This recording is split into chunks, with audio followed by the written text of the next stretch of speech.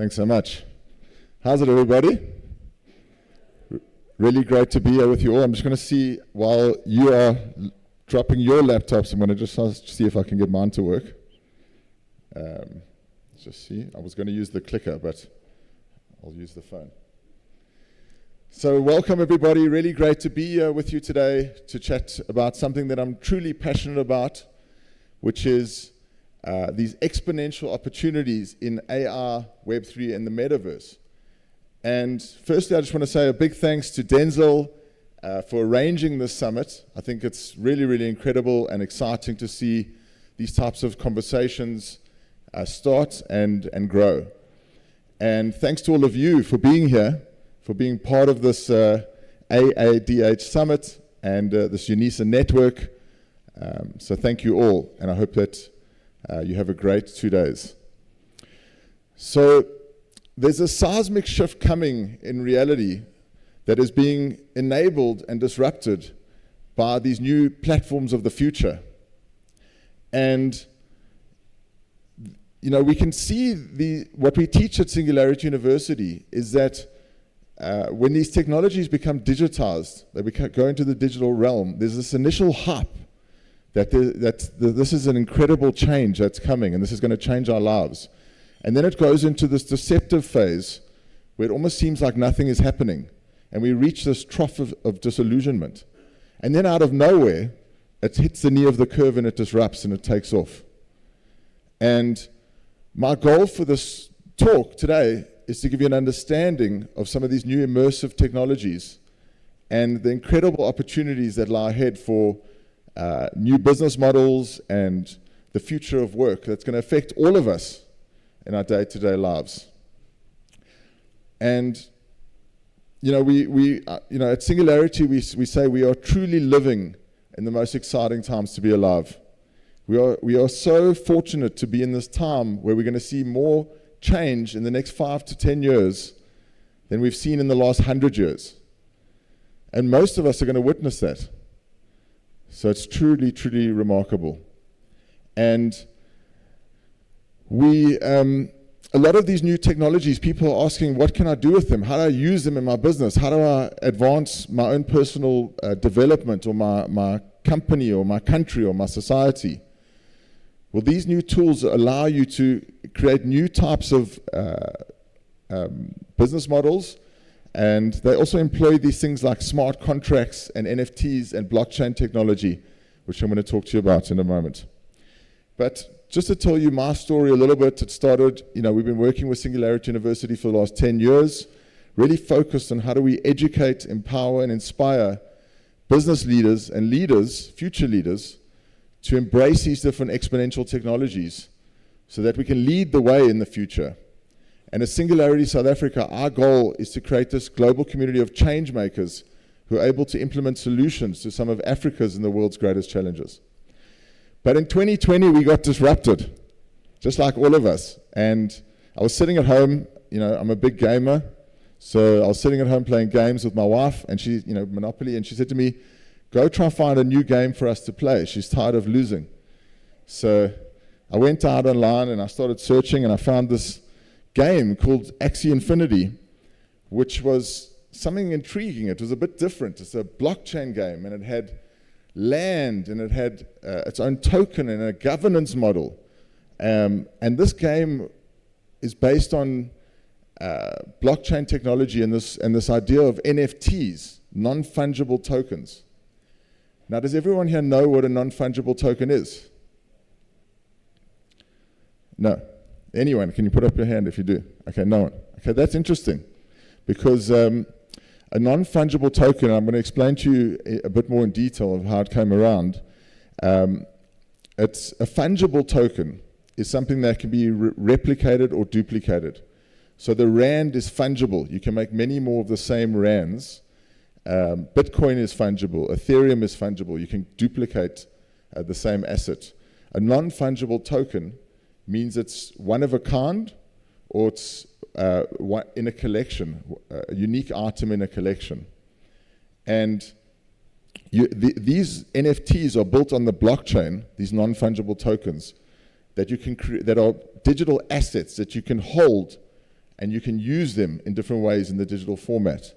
So for this game, you have to buy these little characters, they're called little axes, and they're on the blockchain, and you can use these characters to play against in the game or play against other characters, and they've got different genes, and you can build the rarity of these characters into the NFT. And during the Philippines, during COVID, people in the Philippines used this game as a way of making money because it's a play-to-earn game. The difference with this game is that when you buy the asset, you own the asset, and you can decide if you want to sell that asset or trade it, recoup some of your capital, or possibly for a profit. So a lot of people in the Philippines were using this game to earn a living. And when I first started playing this game and getting into this decentralized world, I had to download this thing called MetaMask, which is a non-custodial Web3 wallet where you can hold your digital assets in. It's your portal into this Web3 world. Does anyone here have a MetaMask? So interesting. So there's over 30 million people in the world that have MetaMask already, and there are many other types of wallets that you own the keys to this wallet. There's no bank behind it, or there's no intermediary. So when setting up one of these wallets, you have to, educate yourself and make sure you take all the right security measures, because you get a 12-word seed phrase, and that is your keys to your safe that you need to write down on a piece of paper, cut it up, and keep it safe. But MetaMask is part of a bigger story, which is called decentralized finance.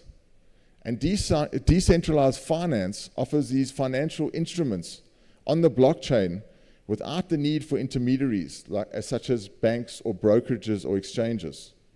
Instead, they offer utility on smart contracts and on the blockchain to borrow, to lend, to create marketplaces. And it's already a multi-billion-dollar industry, and is set to become $446 billion industry by 2032, which is pretty phenomenal. So if you haven't ever heard about DeFi or decentralized finance, it's something really interesting to check out. And what this is really about is this idea of true digital ownership. You can own something on the blockchain, you can prove that ownership, and you know it won't get taken away from you. Now, a good way to think about this is in the early days in the 1800s in the US, when you could first own land, and you had to be brave enough to go travel out to Oklahoma. There was the Oklahoma Landstead Act, and if you were brave enough to take your family there and move there, they would give you 180 acres of land or 160 acres of land. And as an example, this guy James moved there, and he wasn't just building his life, but he built a legacy. He made the farm work, and he passed it down to his kids because he knew that it wasn't going to get taken away from him. He had this land deed. Now, so if you think about the digital frontier of today, you can have that same idea on the blockchain, because you can own these digital assets and you can build on top of these digital assets. You can build a game, an experience. You can build an experience like we're having today with all of you joining in the Metaverse, the students from around the world. And the beautiful thing is, because you can see that ownership on the blockchain, for creators and innovators, they know that they've got security to add value to their creation. And if we think about what's happening in today's times, as an example, Rolex just announced at the end of last year, a lot of people fake Rolexes, and it's very hard to tell if it's a real or fake Rolex. So they've added NFTs into Rolex so that you can see on the blockchain where it came from, where it was sourced, who owned it before you, was it passed to someone else, and it's all traceable and transparent, which is pretty amazing because we've never had this type of technology before. And BlackRock, which is one of the biggest asset managers in the world, predicts that this is going to be a $10 trillion industry. This idea of taking real-world assets, RWAs, and tokenizing them on the blockchain. Stocks, bonds, commodities, real estate, and certificates. Certification is a big use case, because now you can actually prove that ownership. And if we think about certification, there's 10 billion fake degrees sold per year. And it's a $1 billion industry. It's pretty massive, eh? And everyone you speak to on LinkedIn is pretty much faking something on their credentials. 75 to 80% is faked. People go to a Harvard dinner and they say they went to Harvard. So now with this idea of digital ownership, and we've been doing this with some of our courses in Ubu, you can complete a course, you can verify if you got over 80% or depending on the pass rates, and you can actually you can claim your digital certificate. I keep knocking into that thing. So you can claim it, and then it goes into your wallet. You connect. In the future, LinkedIn will have smart wallet functionality. You connect your wallet and your degrees are showing. The other amazing thing is that it maintains the value of your certification. How many of us have our degrees in our cupboards or in our drawers, or maybe there's a plaque on one of our studies in our walls, but you don't really use it as value in your day-to-day lives, or you don't showcase it. With this, you can just connect, and it will be showing wherever you are through your smart contract and through your wallet. So we see this as a really, really exciting space in the next couple of years. Just to give you some context, Bitcoin was created as the first cryptocurrency on the blockchain. One of the best applications of the blockchain is this idea of this financial instrument. And then along came this young student, Vitalik Buterin, in 2012, and he decided to create Ethereum. And he built Ethereum with the desire of becoming the world's computer on the blockchain. And what he did with Ethereum is that you can create these, is it showing the right slide? Is it showing Ethereum? What's it showing? Oh no, it's not changing. Oh my God, sorry. I'm clicking at the slides, they're not changing. Guys, apologies. Has it all been on the holding slide the whole time? Oh wow, okay. See if this works now. Okay, sorry. MetaMask. Wow, sorry about that. I've been clicking my phone, it has been changing. So this idea of digital ownership, the Land Homestead Act, and as I was saying, Ethereum.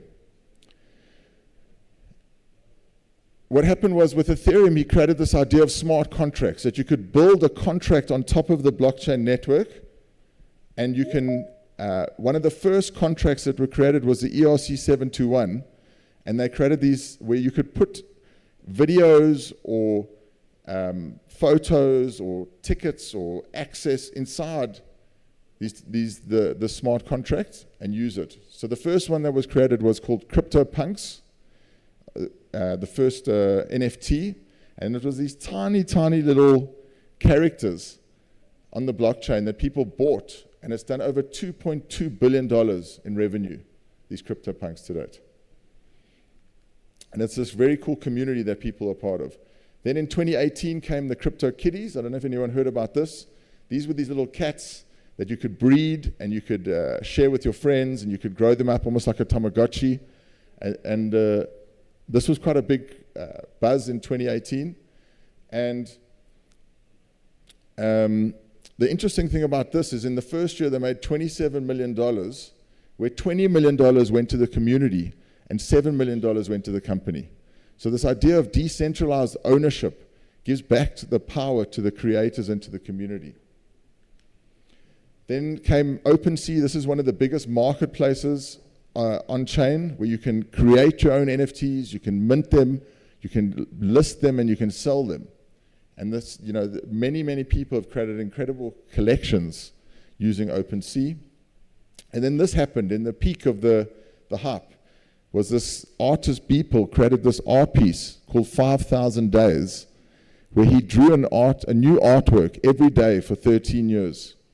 And then he combined it as one single NFT, and this buyer from Dubai, McCoven, bought it for $69 million.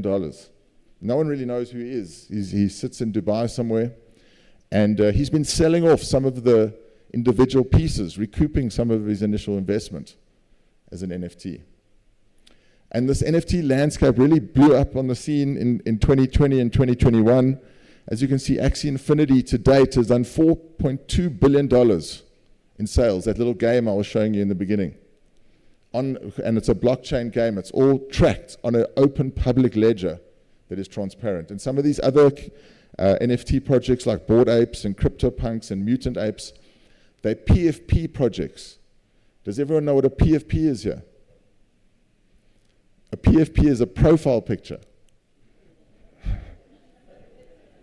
So they're profile pictures, but they're very cool profile pictures, and they're one of a 10,000 or one of 20,000, and they've got different rarities, and there's more scarce ones, and there's more common ones, and they form these communities. And now what's happening with these profile pictures is that they are now evolving into this 3D world. They're coming out of 2D into 3D, and they're coming into the metaverse. So we've got a bunch of these different characters in Ubu, because I've got a friend that owns a few of these characters, and he's given us the rights to use those characters as 3D avatars.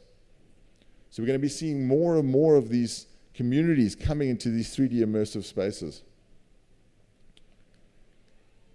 And just to talk a little bit about the metaverse are these 3D immersive worlds that we're going to, the next evolution of the internet, going from a 2D internet to a 3D internet. And how much time do we all spend on our phones and our laptops? Gentleman looks very busy there. We constantly engaged in this flat digital world that's going to become much more immersive and much more engaging in 3D. And some of the early pioneers of the decentralized metaverses are Somnium Space, which you have to put on a headset, and CryptoVoxels and Decentraland and the Sandbox. And Decentraland was, one of these first metaverses, and the founder from Argentina, I recently spoke to him, and he said, they are trying to accommodate for people that don't want to live in the real world, that are anxious, that would prefer to hang out in these virtual spaces together. So they're going for a very specific type of person. And they launched their land, where in the beginning in 2017, they were selling for around $25 to $30 a plot. In the peak of the last bull run in 2021, 2022, you couldn't get a single plot for less than $25,000. And they've got a marketplace where you can list these different assets. I've got my different jackets. When I go into Decentraland, I wear different brands and different outfits, and I identify as with different companies when they're hosting events. And Sotheby's did a digital twin in Decentraland, where they did a replica of the New York art gallery, and they sold $20 million of Bored Apes, 101 Bored Ape Yacht Clubs in that exhibit, and $2 million of the Bored Kennel Club. Dolce & Gabbana did a fashion show in Decentraland, where they sold $25 million of digital fashion as NFTs to their users. And then if we look at Sandbox I like to consider as the New York of the metaverse. They've got all the big brands, and they've got Snoop Dogg, and they've got Warner Brothers and Paris Hilton, and there are over 28,000 individual landowners in the Sandbox. And this is really a gaming metaverse, so it's focused on gaming and social gaming, where you play to earn through the games. They've just actually announced Jurassic Park is coming into the Sandbox. They're going to be launching with very soon. And there's even The Walking Dead as an example. There are these different types of communities, people, zombie lovers. And we've bought, as Man-Made, we've bought some land in the Sandbox. And a lot of our neighbors, it's in this Walking Dead area. So they're all into zombies, and we're busy making a zombie game in the Sandbox for this community.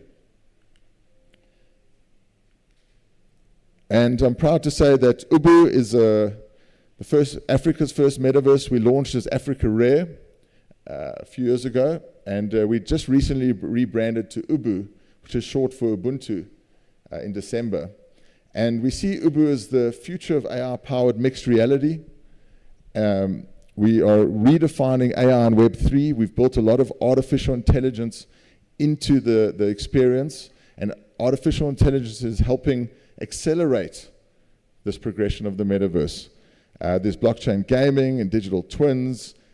We've created smart accounts, so when you sign up, you automatically get a wallet created for you. You don't need to go get a MetaMask, which is a non-custodial wallet. You still own the private keys when you sign up to Ubu, but it's linked to your email or your social accounts, and really trying to take the friction out of Web3. I'm going to show you a couple of videos to show you some of the examples of Ubu. Take a look. Step into the future with digital event hosting with Ubu. Create a virtual event experience that captivates your audience, no matter where they are in the world. Choose from our state-of-the-art virtual venues like the renowned Heartbeat Arena, or order a fully customized environment tailored to your event's unique theme. Your virtual venue can be fully branded to amplify your message. Whether it's live streaming or pre-recorded video, Ubu brings your content to life in engaging 3D environments. Keep your audience engaged and excited with gamified experiences and cutting-edge AI features. From treasure hunts and quizzes to an AADH taking real-time requests, Ubu delivers your message in a fun and memorable way. Need flexible access options? Host your event as a free public experience, or set it as an exclusive ticketed gathering to maximize value. Are you ready to expand your event's reach? Connect, engage, and inspire with Ubu. Get started with playu.ai today. So that just gives you a nice sort of sense of the environment. And I'm proud to say that we've built this all on our own tech stack. So from the ground up, this is built. Ubu has been built after 8 years of working in the technology. We managed to build it in our own tech stack, and you can allow for friends chat and gamification and all these virtual different types of experiences.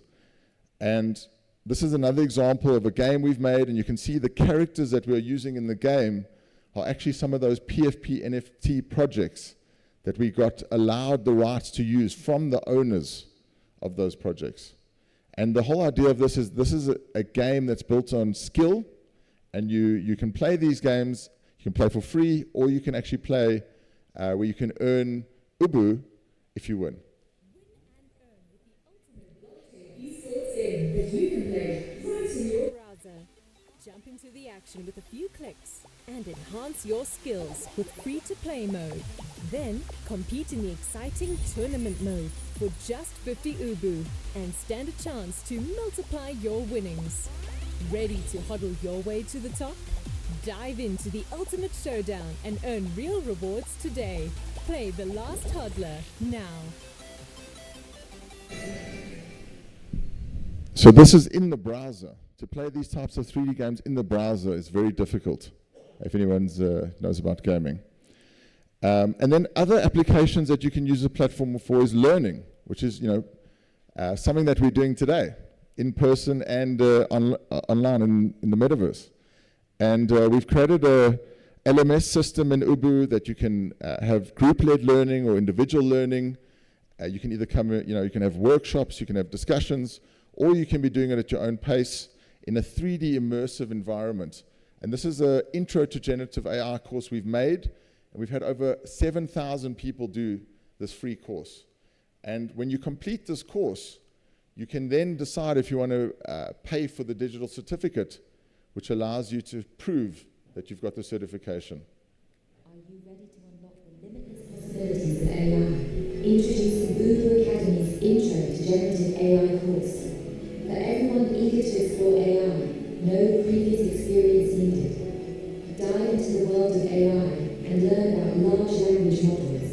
Learn how to interact with AI with our module on prompt engineering. Get hands-on with ChatGPT, your AI conversation partner.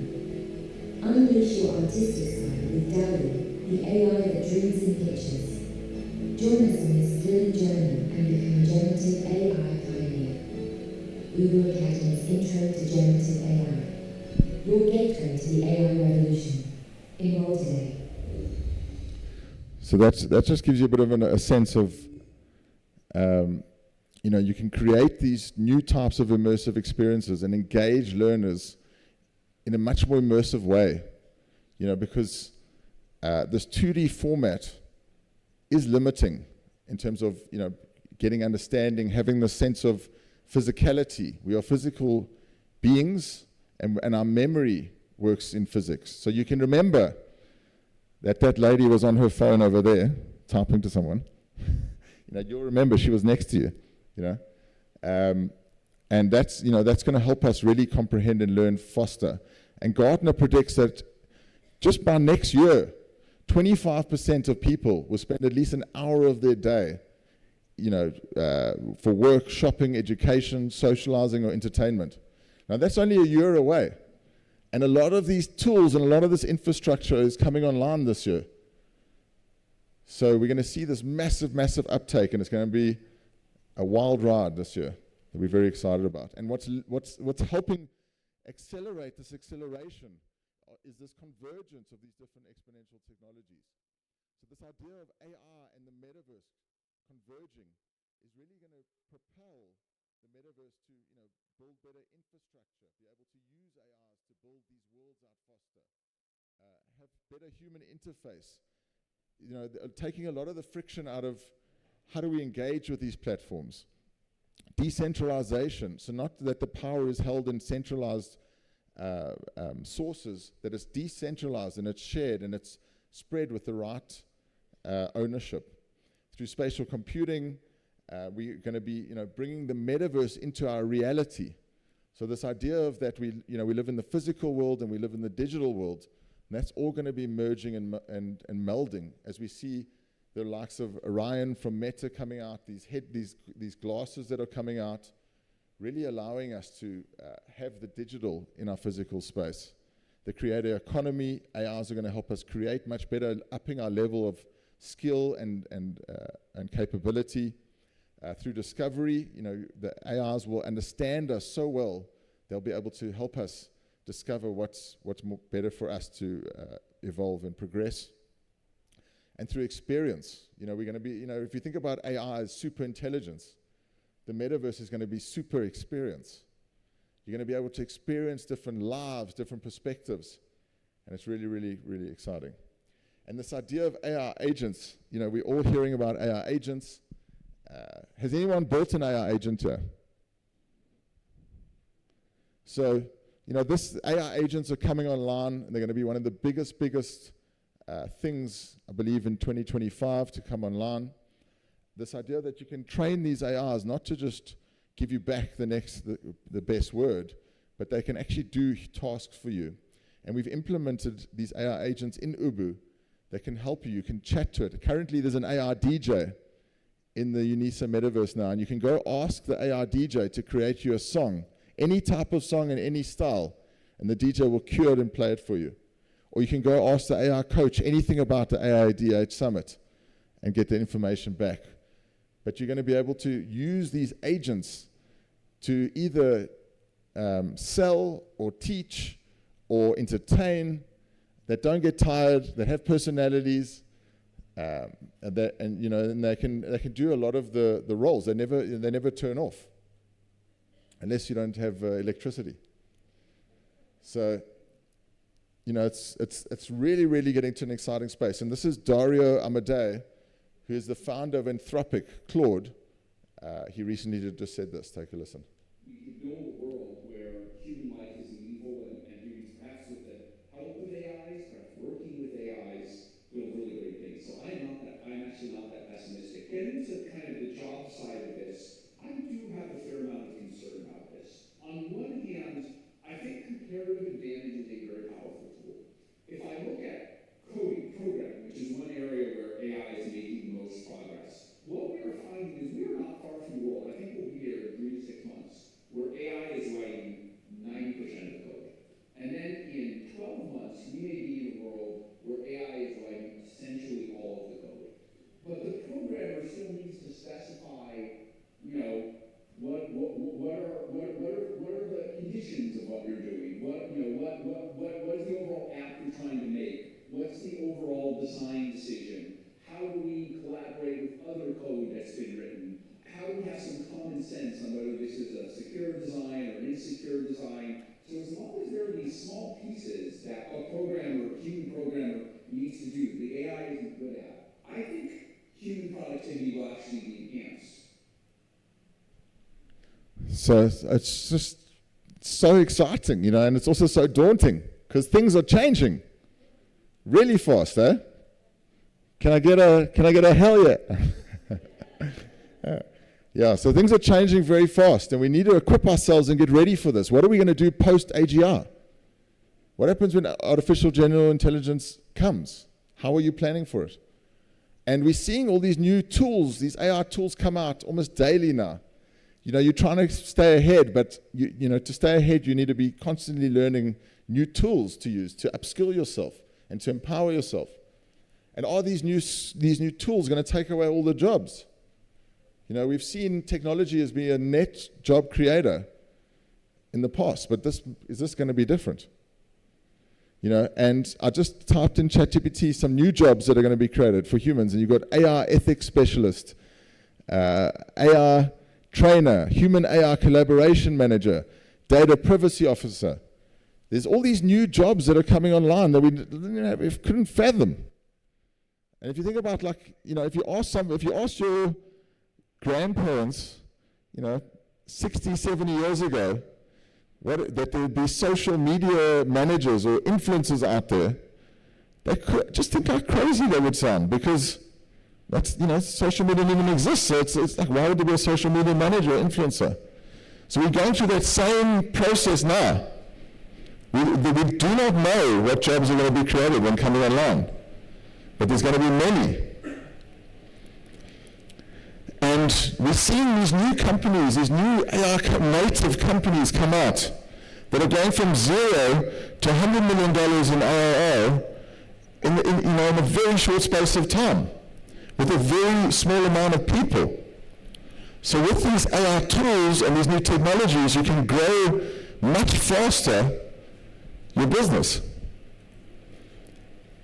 And soon we're going to hear about the one-person company that's $1 billion company. Because soon there's going to be somebody that uses AI so well, they create $1 billion company. And this race is on. You're seeing America and China are the leaders in this race currently. With OpenAI, Claude, and now Grok's taking the lead, and DeepSeek and Quinn and China just released Ernie. They say it's better than ChatGPT 4.5 on the weekend, for a fraction of the price.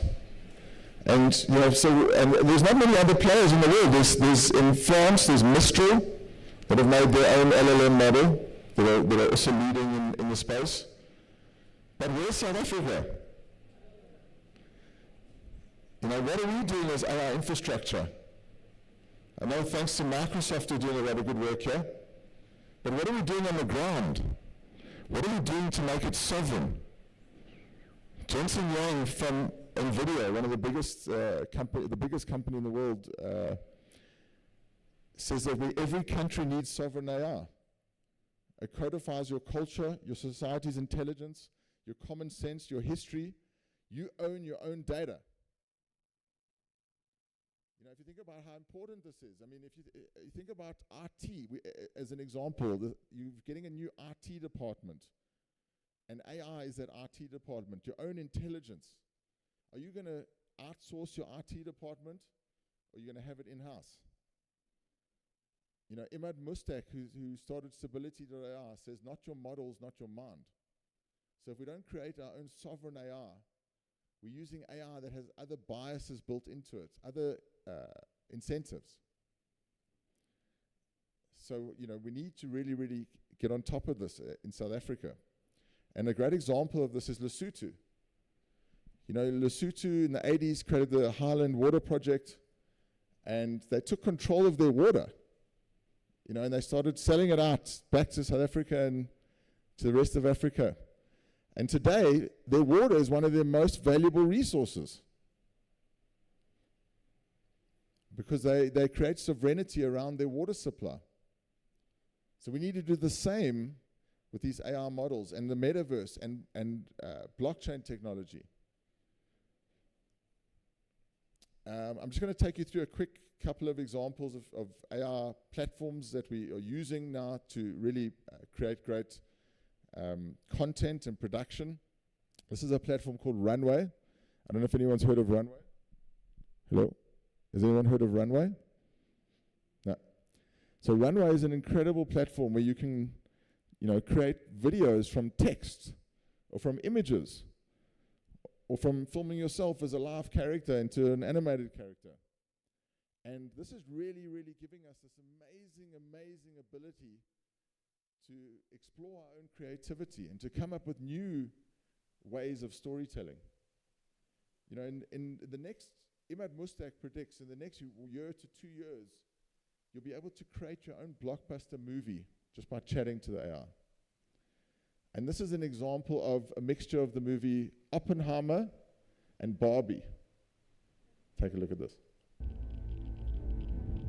Ladies and gentlemen, we are in the race against the Nazis.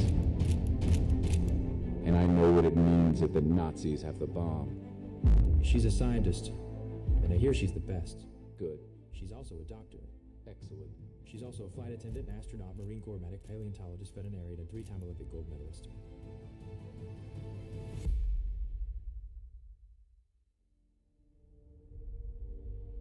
I see the bright pink glow of a new era. We imagine a future. And our imaginings look fabulous. Barbie, together we're gonna beat those Nazis. And we're gonna look so good doing it. Hey Barbie, can I come to your secret laboratory later? Sure. I don't have any plans. Just giving humanity the means to destroy itself. So those are all AR characters. That's not the real Matt Damon. He didn't give his consent to make that video. And how they mashed up 2 different stories together, which is pretty phenomenal. And this is something we created here for the launch of the Ubu token. As an example, this would have cost millions of rands to produce if we did it normally. But instead, with AR, you can recreate the characters, the environments, the setting, the sounds. Those voices on those videos are all AR voices of those videos I played earlier. So it really is democratizing the ability to create new things. There's no sound.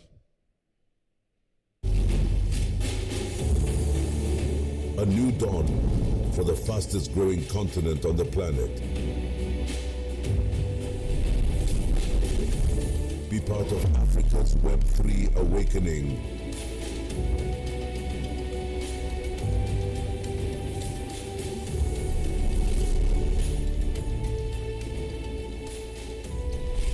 Ubuntu Token.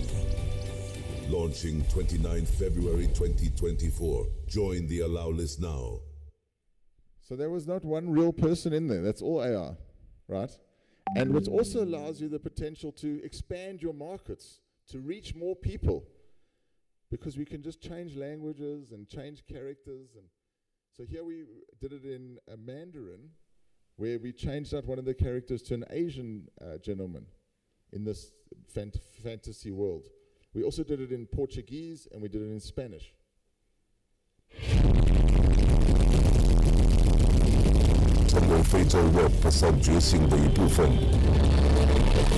Ubuntu Token 非洲崛起，立即加入允许名单。 Now this is something else we've created just recently now, which is another. This is a TV commercial for a new phone that's coming into the country. Take a look at this. This is also 100% AR generated. Walking through the neon lights, dreams are banging every night. Whispers echo down the hall. Catch me if you know the call. You can ring my bell, ring my cackabell. You can ring my bell, ring my cackabell. So that whole world doesn't exist. Yeah, it was created by a few people.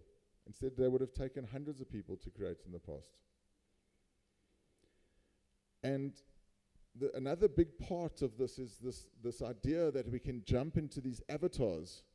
You know, we can be whoever we want to be in the metaverse. It's the greatest equalizer. You can be a robot, or you can be yourself. You can be lifelike, and it's already predicted. It's already a big market, but it's predicted to be a $156 billion market by 2032. And we've seen Meta doing their Coda avatars, which are these hyper-realistic avatars. You put on the headset, and it's almost like you're in the same room together. And I believe this is where we're going to go for most of our time, is to be in these hyper-realistic environments as the tooling and the infrastructure builds out in the next couple of years. Because then you won't have to travel. Think about what's going to disrupt the travel industry. This idea that you can transport yourself and engage and communicate with others just by putting on a headset. And I've actually cloned myself. About just over a year ago, I cloned myself, and to get the South African voice right took me a couple of months because we don't have a lot of data on South African voices. So I've got a very strong South African accent. So all of these AI companies couldn't get my voice right, but finally I got it right. And I've cloned myself, and I've done over 250 videos without ever actually doing one. And I've got over 1 million views on YouTube from these videos. Imagine creating unique images, not from words, but by blending other pictures. Google's latest AI tool, Whisk, makes this possible. Imagine an AI agent that delivers real-time market intelligence by analyzing data from Perplexity's AI over shopping 400 assistant key opinion is leaders. revolutionizing online shopping. AIXBT developed It's quite a lot to deal with, you know. It's quite intense. But people say to me, how do you do so much? How are you even finding the time to? And I'm like, I don't. It's just I meet with the team once a week. We've got a great workflow going, and we produce 5 new news stories a week. You know, this wasn't possible before. We've got this new tool that can make us do a lot more than we did before. And I've got a friend, he's got a product on Instagram. His AI, when he went to sleep, he woke up and he had helped 700 customers while he was sleeping. I mean, isn't that awesome? You imagine you could get all your emails and all your admin done, by your clone, and wake up and just check it, and it's all good to go. This is what's coming very, very soon, very, very fast. So what are you doing to get on board with this? And Citibank predicts the metaverse is going to be related economies is going to be a $13 trillion industry by 2030.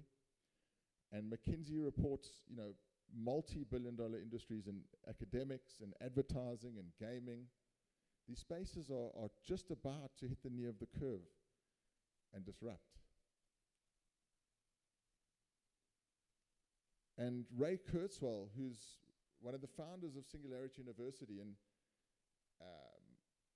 made all these predictions. If people aren't familiar with his predictions, he made 186 predictions in 1998, and he's got an 86% accuracy to the year. So he's been right all this time, Ray. And he predicted by 2029 we'll be able to reverse engineer the human brain, and the computer becomes as smart as a human, and by 2045, the computational power will be so great that we'll be able to reverse engineer the entire human race, 9-10 billion people, and there's going to be this technological singularity, this merging between man and machine. But recently he said, even though he's predicted a lot of these things, when he saw LLMs come out, the surprise and delight just astounds him. And we can expect to see more and more of these surprise and delights more frequently as these technologies converge and accelerate. And this is actually a picture from Ray. I was at this Abundance Summit last week, which is Peter Diamandis, one of the founders of Singularity, has this event in LA every year. And he took Ray from the future. He had a conversation with him, and Ray went back to his 35-year-old biological self for this conversation. Because I'm not going to get into longevity now, but Ray predicts by 2029 or the early 2030s, we're going to reach longevity escape velocity, which means you gain a year in your lifespan every year. So we're going to be living these much longer, healthier lives coming. And he predicts also by the early 2030s, we're going to connect our neocortex to the cloud. So we're going to connect ourselves to the machine, ultimately giving us a much faster UI and allowing us to engage in these digital environments and experiences much quicker. So get ready for that. That's only a few years away. And I believe that the metaverse and these different platforms of the future are going to create trillions of dollars in new value. And it's really about how do we embrace these different technologies and how do we understand them and learn about them. You see, AI really thrives with centralization by having lots of big data from a central source, whereas blockchain technology is decentralized and immutable and built on transparency and trust. And together these technologies complement each other so well, because in the future it's going to be very hard to tell what's real and what's not real with AI. You won't be able to tell the difference. If Cyril goes out and does a talk, you won't know if it's a real Cyril or not. And the voice, I think somebody actually cloned his voice on radio a few months ago. But if it's because of the blockchain, if it comes from the South African government, on the South African government smart contract, that Cyril's put out that message, it's got a timestamp, it's from a reliable source, and it's on chain, everyone can see it, then you know it's verified and it's true.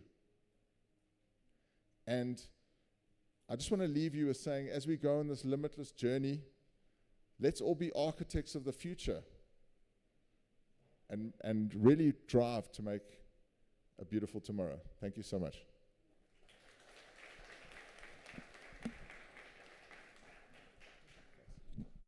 Okay, I think in the space of 1 hour, you made our current approach to teaching and learning seem very flat. It seemed very flat in terms of what you did. I know you got a flight at 10:30 just now, but I'm wondering if you could just answer a few questions for us. Sure. Okay, let me open up the platform quickly. Questions. What does this do for us in higher education? I mean, it completely changes the way we do things. One is sustainability, financial sustainability. For me, what was interesting was we think that currently our students need to come to institutions. And if you look at what's happening here, it's going the opposite direction. Students want to be on their own spaces. They don't want to come to institutions. But let me open up the floor for questions. Questions? Anybody? Questions? Okay. Do we have another microphone? Okay, perfect. Is anyone freaked out? Hey? Are you, eh? You should be excited. Because you have the opportunity to engage with this.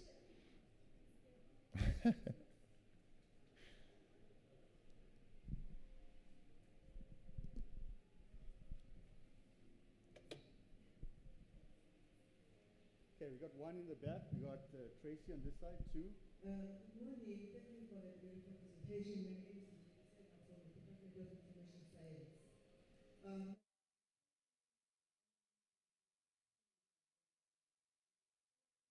Is the issue of security. And also the second point is the storage and the future access.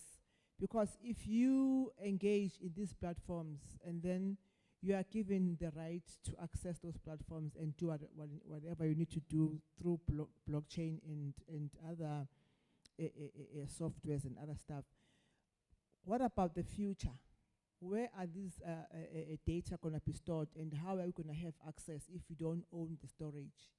Can you give us some clarity for future access? Thank you. Yeah, thanks for that question. So in terms of security, the beautiful thing about the blockchain is that because it's a public ledger, no one can tamper with it.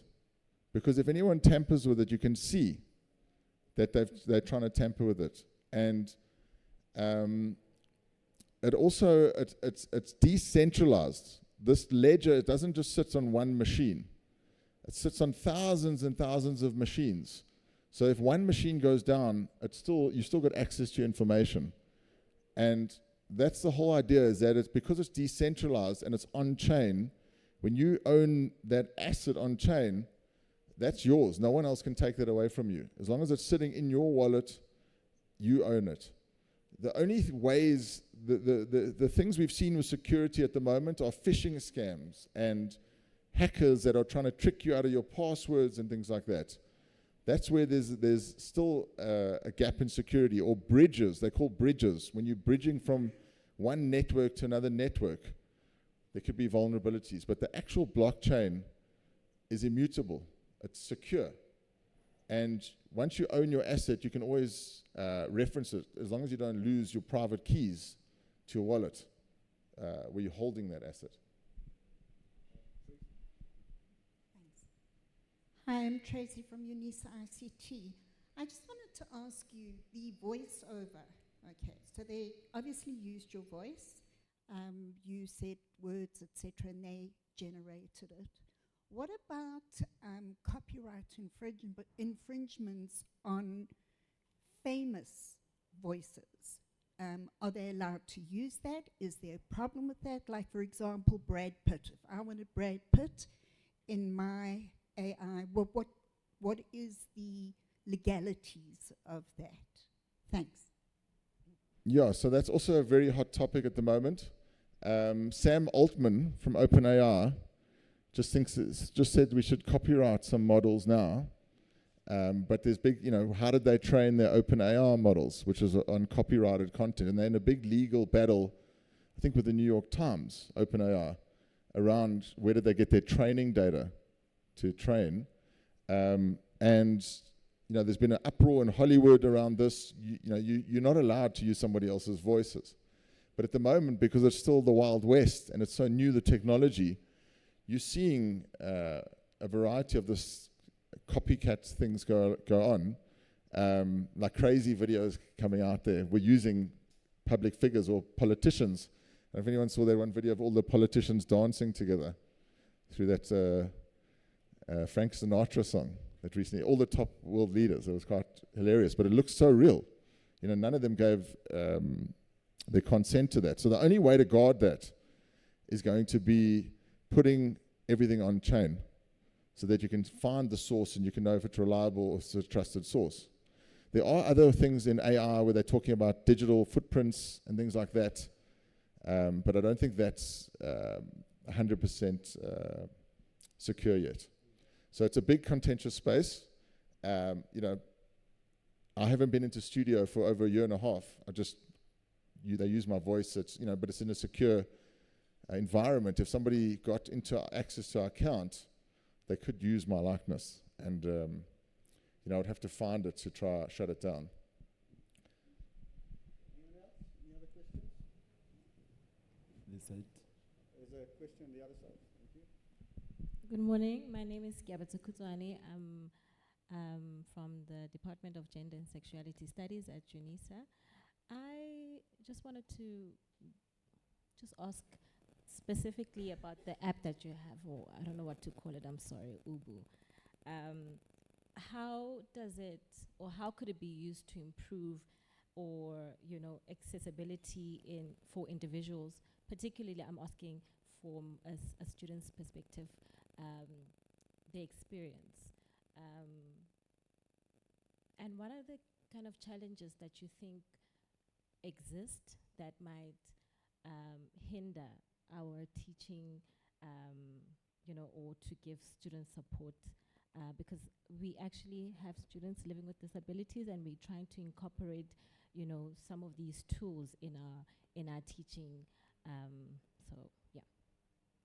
Thanks for that question. Anything else? Do you want to add to it? No. I actually forgot to mention at the end of my presentation, if you guys could bring it back up, there's actually a QR code that you can all go into Ubu and just get into the experience. You've all got tickets. You've got access to this experience now. So I don't know if they could pull that back up, and just while I'm answering the question, then you can get access. Can you? No? Okay.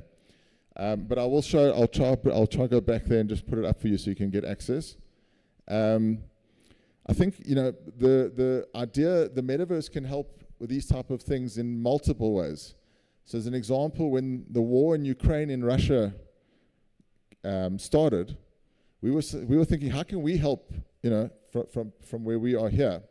And we created these psychology experiences where we made these psychologist rooms. It was almost like you were at the psychologist on the couch in this beautiful setting, looking out, you know, at the mountains. And we got volunteers, Ukrainian volunteers, psychologists from South Africa to volunteer to give psychology sessions to people that were affected by the war, because, you know, they're going through this immense stress, and this is a great way to escape and have a safe space to talk to someone that's, you know, not judging you, and you could either be an avatar, you could share your camera if you wanted to share who you were. So I think there's a great environment for safe spaces where you can have these critical conversations. And also people with, you know, with this advent of AI coming into the mix, you can actually talk to the AIs to operate, say, your avatar, or to help you, you know, in your experience. Maybe you want to buy something, you can just chat to the AI, or you want to look at a different retail item. You can use your voice instead of having to navigate. Or if you can't speak, you could use the chat, the text chat. So I think that it's a great way to have, you know, private group discussions, or to create games or educational games around, you know, role playing. You can jump into somebody else's skin. You can actually be on the other side and have a role playing situation. How do you deal with that? So I think there's a huge opportunity for that space. Hello, my name is Luando Majikjela. I am from the Department of Gender Studies at UNISA. I think my question is just basically a follow-up to what Ms. Goodwin has probably alluded to, but I want to actually ask on the basis of consent, particularly around the issue of ethics. My younger brother is below 18 and is very obsessed about the issue of metaverse, and particularly the issue of gaming. And I heard you speaking about the ability to actually just insert the binoculars and be able to be in a conversation with other people. How do you regulate that issue of ethics? How do you regulate that issue of concern, particularly for people who are just below the restriction age? Yeah, so I think it's going to be, it's still early days. So it's really about, you know, creating safe spaces, allowing for reporting, allowing for moderation, allowing tools that if you need to, you can remove a user or ban a user. If somebody is doing something to you, you can bring it to the organization's attention. But it is still early days. And you want to, you know, you can also segment where users go. So if there are certain experiences that are, say, over 18, you can have a process where, you know, they have to prove that they're over 18 in order to gain access. And you can do things like KYC and understanding exactly who the user is.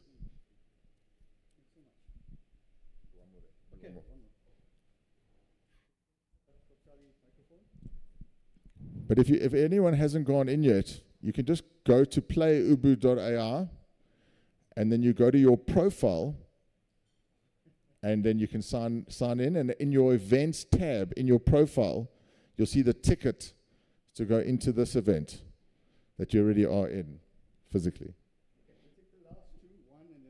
Okay. Morning, colleagues. I'm Mujahira Mutla from Department of Information Science at UNISA. What about the opportunities to integrate other African languages into this platform? Because I'm thinking of issues of inclusivity. We don't want to leave anyone behind. So what are the opportunities in that space? Thank you. That's a great question, and I think there's a great opportunity there because there aren't many people that are focusing on that space. I've got friends that have got an AI company called Ilama that are focusing on African languages because there isn't a lot of data around that currently. And to aggregate and to centralize that data, to be able to use it, is a massive, massive opportunity, and also very necessary. Yeah. Thank you so much, colleagues. My name is Sia Charlie. It's more of a comment than a question. Trying to assist with the question around regulations. So South Africa has the Film and Publication Amendment Act, which is essentially a regulatory work that is supposed to regulate around films, gaming, and so forth. So anyone who is offering gaming services is supposed to be registered as a vendor with the FPB, and then that is when then the FPB classifies the content, and then they make sure that the content itself is child safe. So there are some regulatory works that are around the work that we're talking about. Thanks. Thank you so much. Okay, Mick, thank you so much for that. I think you pushed us out of our comfort zones, but I think it was a brilliant presentation.